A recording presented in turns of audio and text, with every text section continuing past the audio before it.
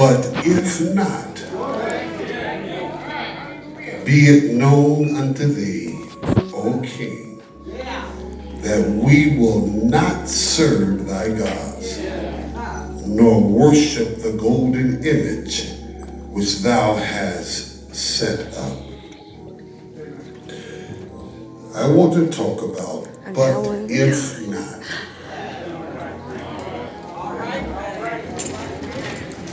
But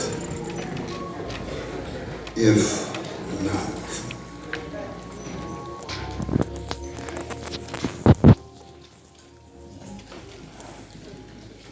Speak now, God.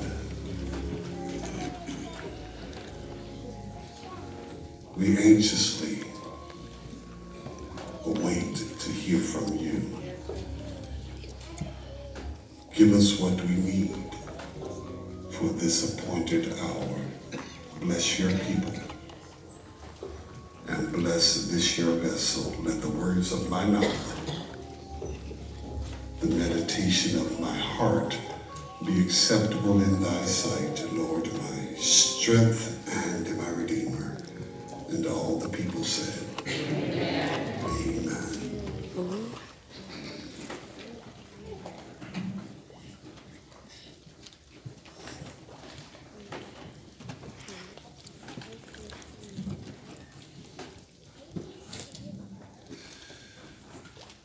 This familiar Bible story is a vivid depiction of unwavering faith, which all of us should try to emulate. The story concerns the prophet Daniel and how the Lord blessed him with a gift of interpreting dreams. Judah had been captured by the Babylonians, and the king of Babylon at this time was Nebuchadnezzar. Nebuchadnezzar was having a recurring dream, and it bothered him. And he asked, could all of the soothsayers and the advisors, the sorcerers, the magicians, the astrologers, all those Chaldeans, is there anyone among them who's able to interpret this dream? He said, now you got to be right with it, because if it's not right, I'm going to kill you, cut you up, and throw you to the trash. And so all of the astrologers said, well, no, we can't do it. There's nobody in the country who's able to interpret the dream.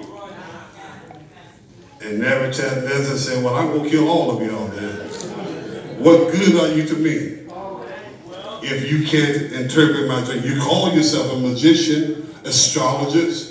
So he put out a decree that all the magicians and all the astrologers will be put to death. Word got to Daniel, and Daniel said, oh no, don't tell him that. Don't let that happen. Let me see the king. Take me to the king. And he went to the king, and they said, Daniel said, no, king, you can't do that. What's your dream? And I'll interpret it for you. And he said, I saw this great figure. This great figure, and his head was of pure gold. Amen. And his height was so large, and he had silver on his arms and shoulders, and iron down his legs, and his feet were made of clay. And I saw a stone cut from a mountain without hands. And it came and rolled down and destroyed this figure from the feet. And it fell. And Daniel said, well, let me pray on that and I'll get back with you right away.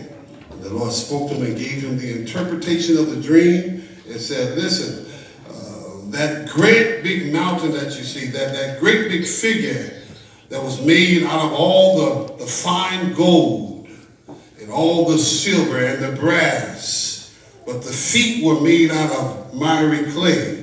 There are great kingdoms, but there's going to be a weakness, and God knows your weakness, and he's going to break down the kingdoms, and you won't stand forever. Nebuchadnezzar fell to his face and said, you've got to be a prophet of God. You must be a prophet. He worshiped him, and he commanded that everybody will honor the God of Daniel. And he made Daniel a ruler over the whole province of Babylon and chief of the governors over all the wise men of Babylon.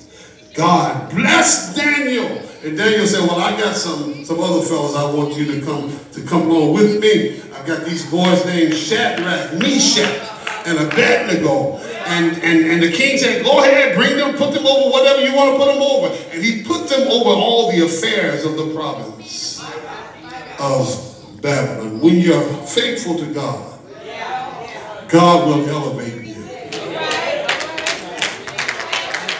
Did you hear what I said? When you remain faithful to the task God assigned you to, God will bless you and elevate you.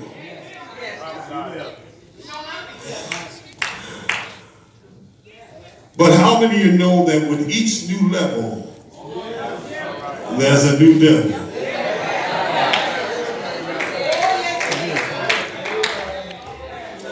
And he elevated these three Hebrews, and all these governors and princes didn't like it. So we can't have these Hebrews over us.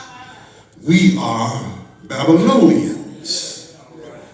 And so the king said, we know Nebuchadnezzar had a great ego, as most kings do.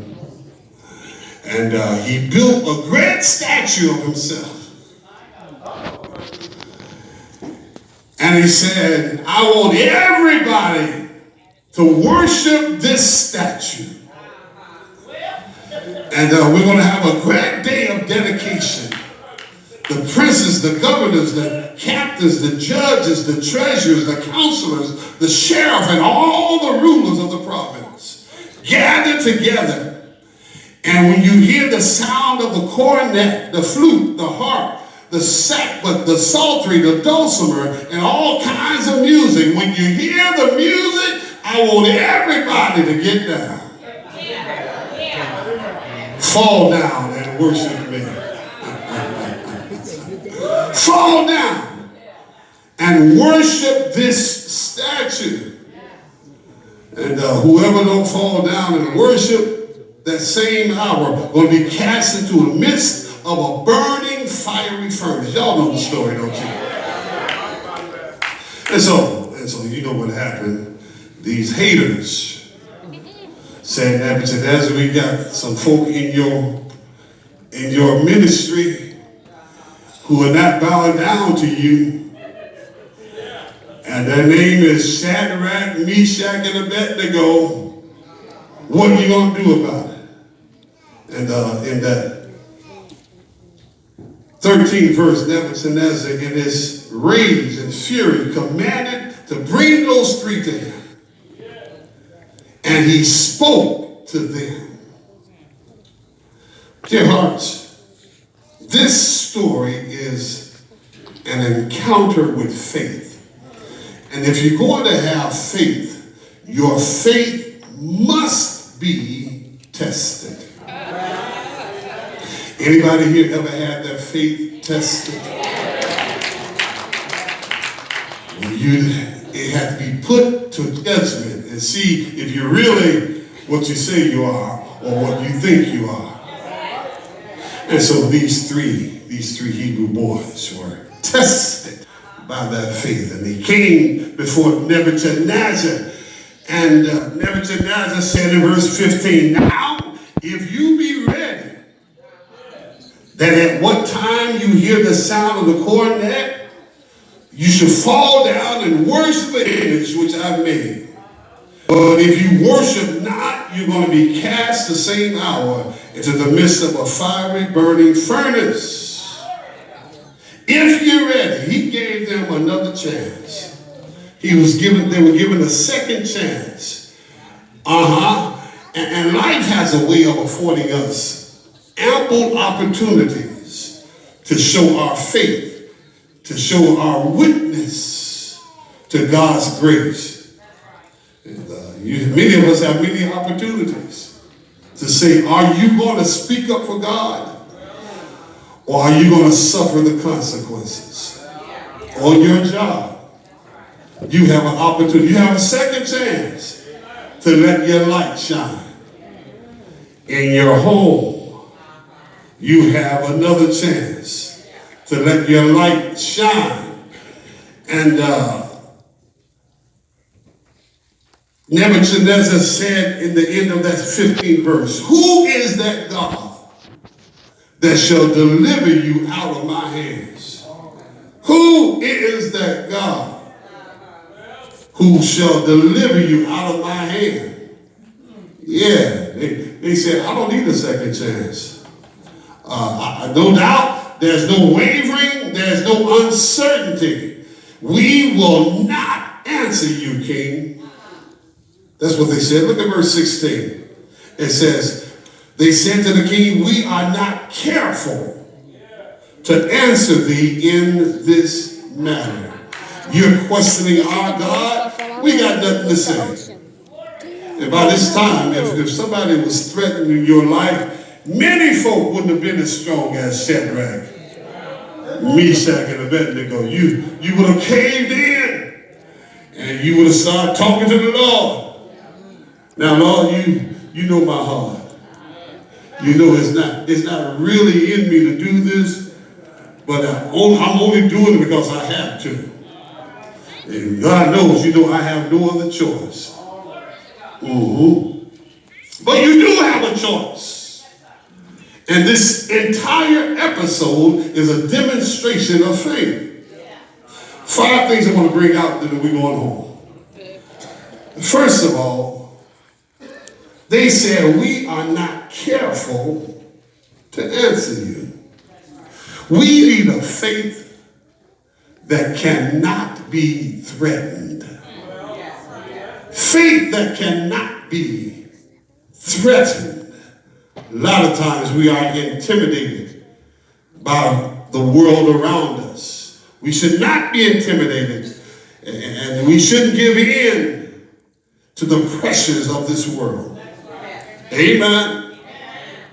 The king was trying to intimidate them, trying to scare them, but they let him know, King, you don't shake our tree. We ain't scared of you. We're not afraid, and we will not answer to this image. The same spirit of fear and intimidation is what Goliath tried to put in David when he stood before him as a little boy. And David said, I ain't scared of you. Amen. You cannot be afraid. It's the same fear that the king of Assyria, Sennacherib, had and tried to put on Hezekiah. But Hezekiah said, I'm not afraid. I'll just turn my face to the wall. Yeah. The world will try to intimidate you. But I come to tell you, God has given us victory even before the challenge. Amen. We have victory, especially over fear. Young people, you need to know that you need a faith that doesn't bow to the pressures of life. Amen. All this jungle, and now the new thing is that vaping stuff. And you thought it was harmless, but it's killing you now. You will not bow to the pressures of the world. Praise the Lord. But don't be afraid, but stand up. But not only young folk, adults, we need a faith that will stand up on your job. And don't go along with everything that's said and done. Praise the Lord. Stop listening to all that garbage. Don't join in. Don't give your 2 cents worth. Amen. You ought to stand up in your neighborhood. Stand up in public. We are not careful to answer you. Faith that cannot be threatened. Secondly, we need a faith that can stand up in the face of reality. In the face of reality. Look at verse 17. They stood before Nebuchadnezzar and said, we're not going to answer you. He said, but if it be so, our God, whom we serve, is able to deliver us. If it be so, we need a faith that will stand up in the face of reality. You have the power to cast us into the furnace, he said. The reality is, we may have to go through the fire. Amen. The reality is, you may have to get burned. You may have to go in some fiery situations.